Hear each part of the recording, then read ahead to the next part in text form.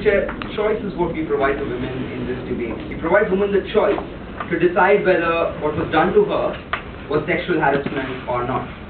We also provide her with the choice as to whether she wants to file a civil lawsuit or a criminal lawsuit, or both for that matter.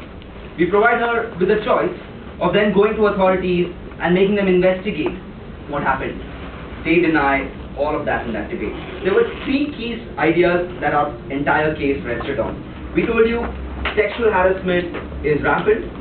They denied that, but never mind. They at least agreed it's terrible, so let's go with that. So sexual harassment is terrible. Next, civil lawsuits are not good enough. Thirdly, the harm here is commensurate to that of other cases where individuals can be criminally liable. It was very funny when Sanaya said this in the reply speech. She said, what about the harm done to the criminal? Like, so, I mean, let's go with that, right? Let's look at what their case, what was the thrust of their case. One, it was subjective. We told you a lot of times it wasn't, but again, let's give them the benefit of the doubt, let's assume it's subjective, and the man didn't know the woman really feels that, what was done to her amounted to sexual harassment. We said, authorities will investigate.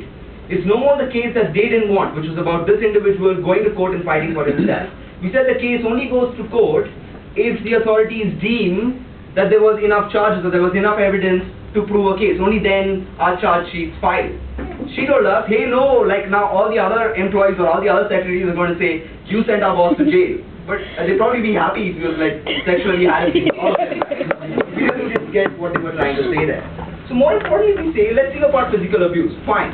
Again, let's give them the benefit of the doubt. Perhaps in cases of attempt to rape, there is more physical evidence than in cases of sexual harassment. We deny that, let's assume that. We say, what about emotional abuse? We say things like sexual innuendo, we say things like commenting on your figure for that matter, are things which are deeply disturbing to a lot of these female employees and account for emotional abuse. These are things that are definitely subjective, but are also subjective in status quo when there are other crimes, like for example, between a husband and a wife or other forms of emotional abuse that are subjective and are criminally charged. No response to that, though we brought it up in 3 speeches.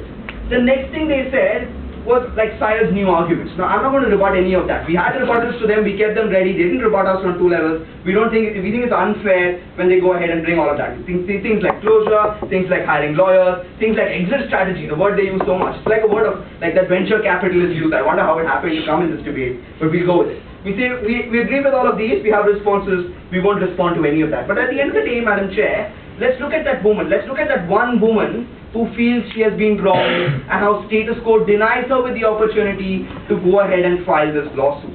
We say we protect the vulnerable. Even if we agree that these women are in the minority, we say status quo does nothing for them. If they don't have the money, if they don't have the courage, if they don't have the resources, they have no access. Leave apart all the other women. If women feel nothing's happened to them, great. They can enjoy dates and dinners with their bosses.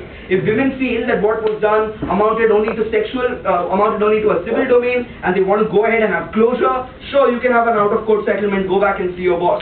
But this case is to give opportunity to those women who don't want to see their boss again, who don't want to be transferred, who don't want to be shunted out, who don't want to be fired, who want to stand out for what they truly believe in, which is their bodily integrity and an equal opportunity to work. Things I spoke about in my second speech, something that went completely unrebutted until their reply speech. At the end of the day, Mr. Chair, we have like one clinching reason that we think gives us this debate. We think this debate is good because then Syed gets respite from his kids, and we think this debate is good because then Sanaya gets respite from Syed.